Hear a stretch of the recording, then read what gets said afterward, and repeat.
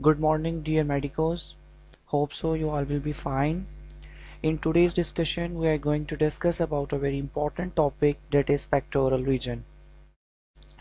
Pectoral region को start करने से पहले हम एक बेसिक सा आइडिया लेंगे कि पेक्टोरल रीजन कहाँ किसे जाता है। पेक्टोरल रीजन का दूसरा नाम हमारे पास शोल्डर रीजन होता है। ये हमारे अपर लिम्ब का वो पार्ट है जो कि हमारे शोल्डर से रिलेटेड है। इसमें क्लैविकल, स्कैपुला और इसी रीजन के डिफरेंट स्ट्रक्चर्स आ जाते हैं। आज के इस लेक्चर में हम पेक्टोरल रीजन का एक बेसिक सा आइडिया लेंगे और पेक्टोरल रीजन का जो सबसे मेजर कंटेंट जो कि अपर लिम्ब के अंदर हम स्टडी करते हैं वो हमारे पास ब्रेस्ट होता है। ब्रेस्ट का भी एक बेसिक सा आइडिया हम आज के इस लेक्चर में लेने की कोशिश करेंगे। Before we start the superficial fascia, deep fascia and other contents of the pectoral region, let us discuss some surface landmarks of the pectoral region. Surface landmarks basically हमारे पास कुछ ऐसी चीज़ें होती हैं जो हम एक ख़ास रीजन को समझने से पहले उन इम्पॉर्टेंट पॉइंट्स का, उन इम्पॉर्टेंट डिस्क्रिप्शंस का हमें पता ज़रूरी होता है। अच्छा, सबसे पहले सरफेस लैंडमार्क जो कि आपने इस चैप्टर में से करना है वो हमारे पास जगलर नॉच है। जगलर नॉच का दूसरा नाम हमारे पास इंटरक्लेविकुलर नॉच या फिर सुप्रास्टर्नल नॉच भी होता है। अब हमारे पास जो क्लैविकल है उसके दो एंड्स होते हैं। बोन्स के चैप्टर में हमने देखा कि हमारे पास जो क्लैविकल है उसके दो मेजर एंड होते हैं। एक हमारे पास मीडियल एंड होता है और एक हमारे पास लैटरल एंड होता है। दोनों साइडों पे चूंकि क्लैविकल मौजूद होती है, दो क्लैविकल्स के दरमियान हमारे पास स्टर्नम का एक अपर पार्ट होता है जिसे हम मेनुब्रियम का नाम देते हैं। मेनुब्रियम की सुपीरियर सरफेस के ऊपर हमें एक डिप्रेशन मिलता है। ये डिप्रेशन चूंकि मेनुब्रियम के ऊपर मौजूद है और दो क्लैविकल्स के दरमियान मौजूद है, इस वजह से इसे हम इंटरक्लैविकुलर नॉच का नाम देते हैं। इंटरक्लैविकुलर नॉच बेसिकली हमारे पास एक डिप्रेशन होता है जो कि दो क्लैविकल्स के दरमियान में मौजूद है और इसके दूसरे नाम जो हम देखते हैं उसमें सुप्रास्टर्नल नॉच भी है। सुप्रास्टर्नल नॉच इसे इस वजह से कहते हैं क्योंकि ये स्टर्नम के अपर पार्ट जिसे हम मेनुब्रियम कहते हैं उसके ऊपर मौजूद होती है। Supra mean above and sterna mean sternum. Suprasternal notch, interclavicular notch या जगलर नॉच बेसिकली दो क्लैविकल्स के दरमियान एक डिप्रेशन वाला रीजन है जिसे जगलर नॉच पार्स करके गुजरती है। इसी वजह से इस नॉच का नाम हम जगलर नॉच भी रखते हैं। उसके बाद आप अपनी बॉडी के ऊपर अगर फील करें तो जहां आपको ये डिप्रेशन मिल रहा है दो क्लैविकल्स के दरमियान, इससे अगर आप 5 सेंटीमीटर नीचे मूव करें तो आपको एक एलिवेटेड सा एरिया मिलता है। इस एलिवेटेड एरिया को हम स्टर्नल एंगल या फिर एंगल ऑफ लुई कहते हैं। डिफरेंट बुक्स में इसकी डिफरेंट प्रोनाउंसिएशन बताई जाती है but the most probable is the angle of Louis. Angle of Louis हमारे पास ये जो मैंने अभी डिस्क्रिप्शन की आपके सामने कि जो हमारे पास जगलर नॉच होती है उसे 5 सेंटीमीटर नीचे अगर आप अपनी बॉडी के ऊपर ही फील करें तो आपको एक एलिवेशन सा मिलता है। इस एलिवेशन को हम बेसिकली क्या नाम देते हैं? Sternal angle. अब स्टर्नल एंगल हमारे पास क्लिनिकली बहुत इंपॉर्टेंट होता है क्योंकि इससे हमें बहुत से स्ट्रक्चर्स का पता चलता है। स्टर्नल एंगल ही वो पॉइंट होता है जहां सेकंड कोस्टल कार्टिलेज मौजूद होता है। कोस्टल कार्टिलेज हमारे पास वो कार्टिलेज है जो कि रिब्स के साथ जुड़ा होता है और ये हमारे पास अटैच करवाता है हमारी रिब्स को स्टर्नम के साथ। बेसिकली हमारा जो थॉरेक्स है जब हम उसे पढ़ेंगे तो उसमें देखेंगे कि दरमियान में हमारे पास एक स्टर्नम बोन मौजूद होती है और उस स्टर्नम बोन्स के साथ हमारे पास जो पहली 7 रिब हैं वो कोस्टल कार्टिलेज की मदद से जुड़ी होती हैं। हमारे पास सेकंड कोस्टल कार्टिलेज के लेवल के ऊपर ये मेनुब्रियोस्टर्नल जॉइंट होता है। हम जब भी क्लिनिकल टेस्टिंग कर रहे होते हैं या अपनी बॉडी के ऊपर सरफेस मार्किंग कर रहे होते हैं तो सबसे पहले हम क्या करते हैं? हम जगलर नॉच को देखते हैं। जगलर नॉच से 5 सेंटीमीटर नीचे हम स्टर्नल एंगल को फील करते हैं। अब स्टर्नल एंगल हमारे पास वो पॉइंट होता है जहां सेकंड कोस्टल कार्टिलेज है। दूसरे लफ्जों में आप ये कह लें कि हमारे पास मेनुब्रियोस्टर्नल पॉइंट या मेनुब्रियोस्टर्नल जॉइंट इसी पॉइंट पे होता है जिस पॉइंट पे हमारे पास स्टर्नल एंगल मौजूद होता है या एंगल ऑफ लुईस। और एंगल ऑफ लुईस हमारे पास जो मैंने बताया कि दो क्लैविकल्स के दरमियान एक डिप्रेशन है जिसे हम इंटरक्लैविकुलर नॉच कहते हैं, उस इंटरक्लेविकुलर नॉच से 5 सेंटीमीटर नीचे हम आएंगे तो हमारे पास ये एक स्ट्रक्चर मिलेगा जिसे हम क्या नाम देते हैं, इसे हम नाम देते हैं एंगल ऑफ लुइस का।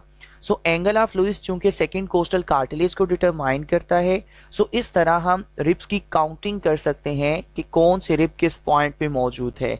सो आई थिंक सो कि हमारे पास जो दो मेजर टर्म्स थी, जिसमें एक हमारे पास इंटरक्लेविकुलर नॉच है और दूसरा स्टर्नल एंगल है, वो अब आपको क्लियर हो गई होंगी।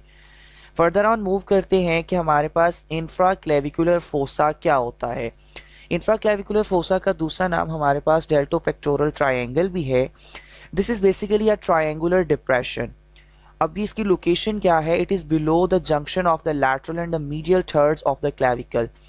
जब आपने क्लैविकल को स्टडी किया होगा तो उसमें आपने ये चीज़ ऑब्जर्व की होगी कि हमारे पास हम क्लैविकल को दो मेन पार्ट्स में डिवाइड कर देते हैं। एक हमारे पास लैटरल 1/3 पार्ट होता है और एक हमारे पास मिडल 2/3 पार्ट होता है।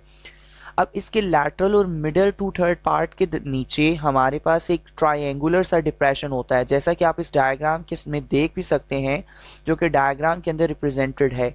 ये जो एक ट्रायंगुलर सा एरिया है, इस ट्रायंगुलर एरिया को हम इंफ्राक्लेविकुलर फोसा या फिर डेल्टोपेक्टोरल ट्रायंगल का नाम देते हैं।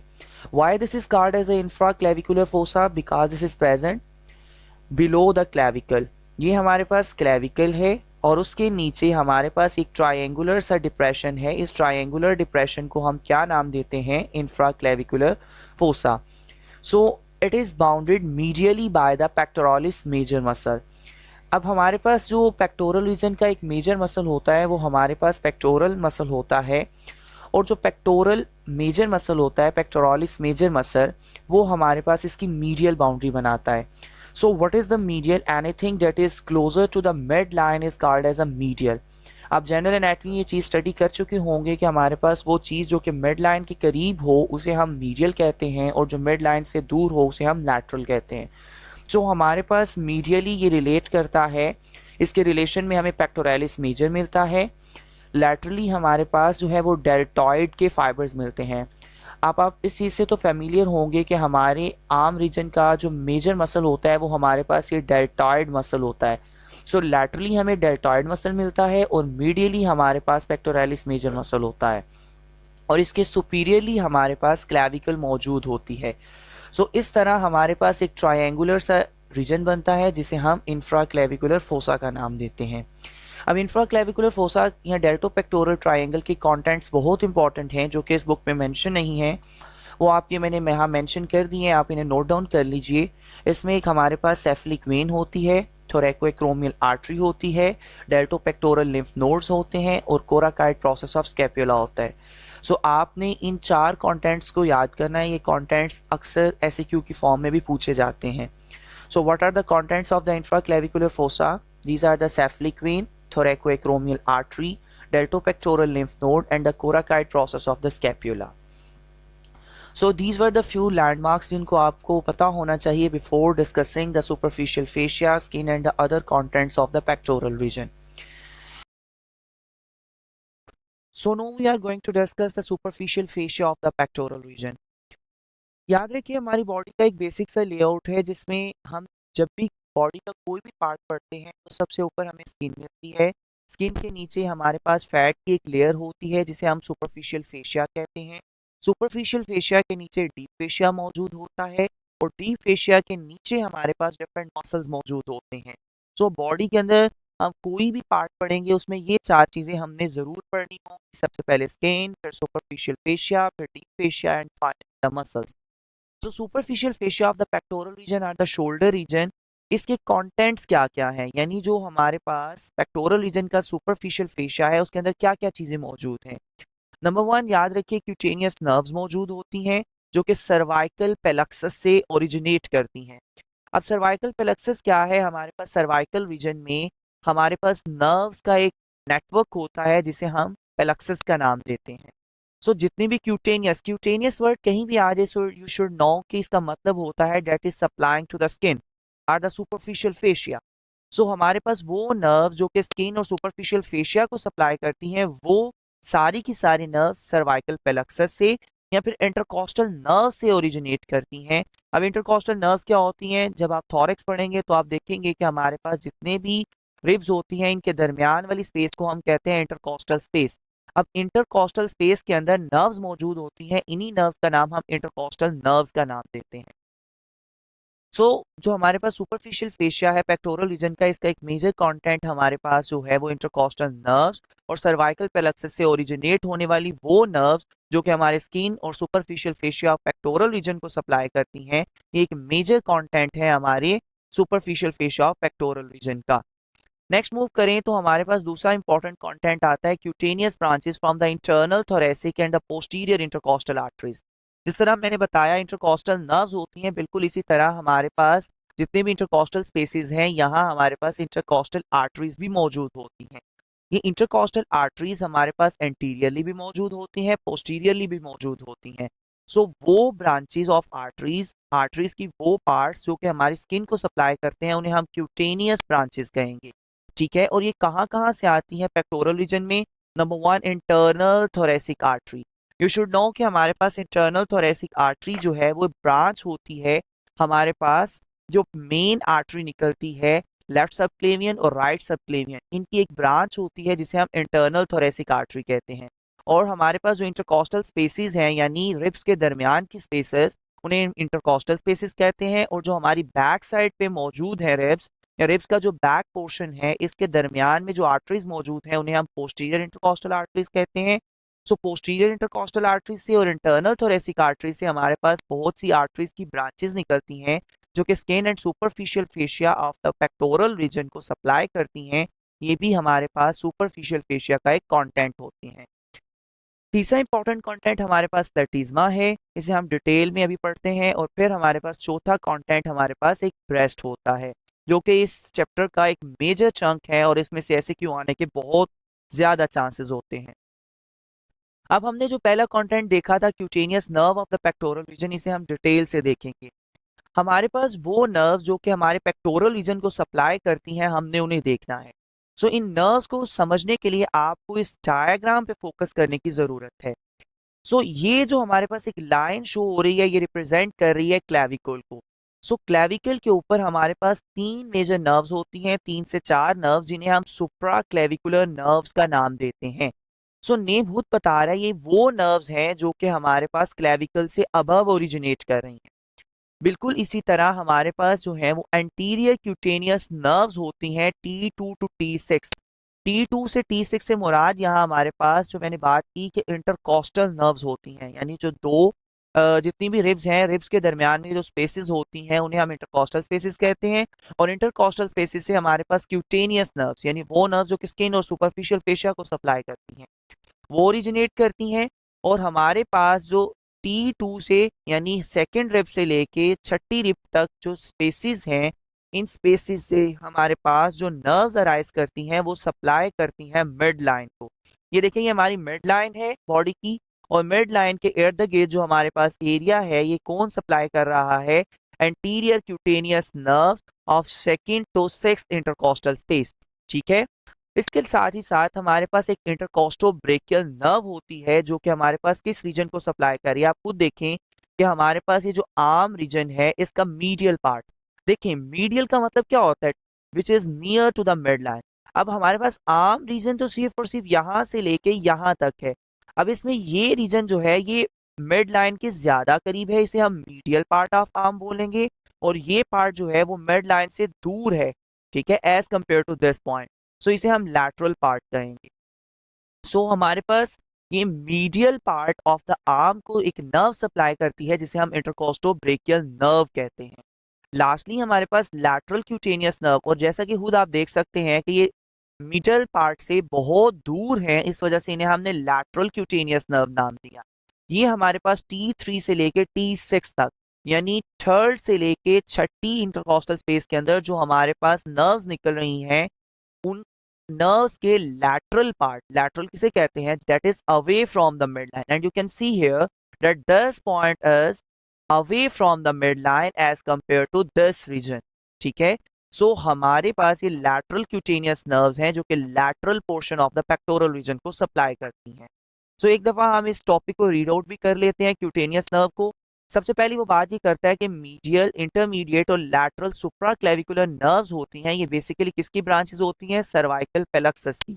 ठीक है, हमारे पास सर्वाइकल रीजन क्या होता है? ये नेक रीजन।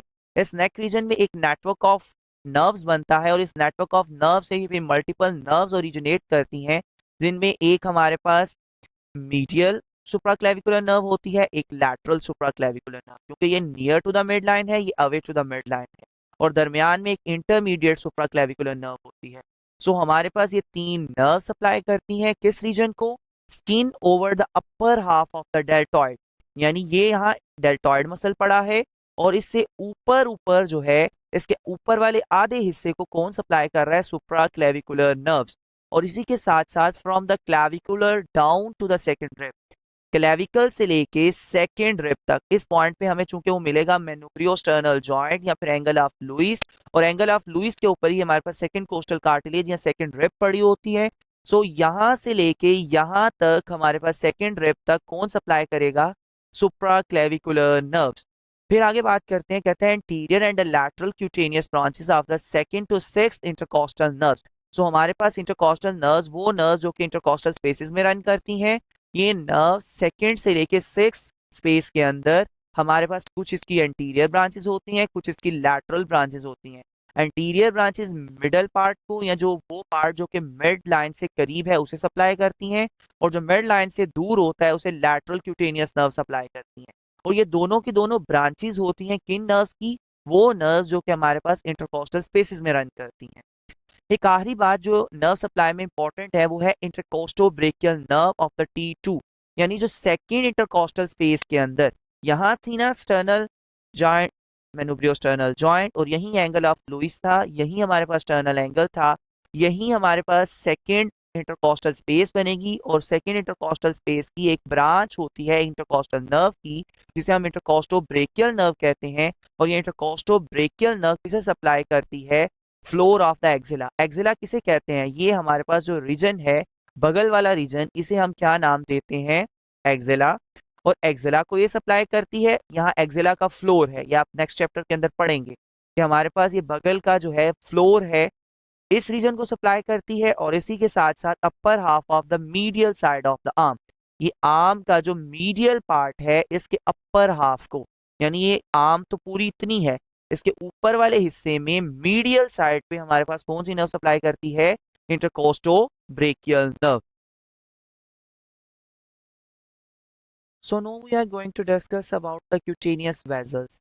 क्यूटेनियस वेजल से मुराद हमारे पास आर्टरीज और वेन्स हैं जो कि हमारी स्किन को सप्लाई करती हैं।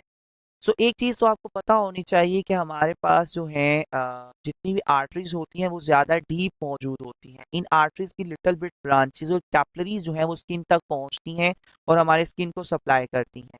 सो हम देखते हैं कि कौन कौन सी ऐसी आर्टरीज और वेन्स हैं जो कि हमारे स्किन रीजन को सप्लाई कर रही होती हैं।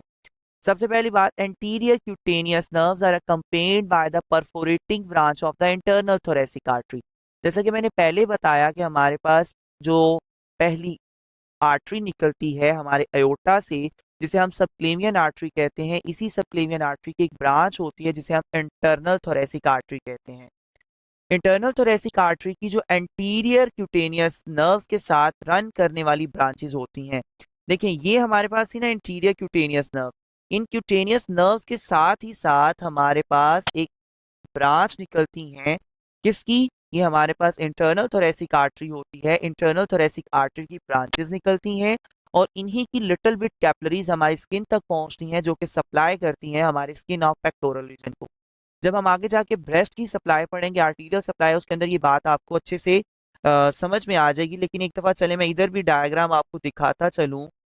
हमारे पास जो ब्रेस्ट रीजन की आर्टीरियल सप्लाई है उसमें ये बात बड़ी क्लियरली दिखाई गई है कि हमारे पास इंटरनल थोरेसिक आर्टरी की कुछ ब्रांचेज होती हैं। ये इंटरनल थोरेसिक आर्टरी की ब्रांचेज जो हैं वो स्किन को सप्लाई कर रही होती हैं।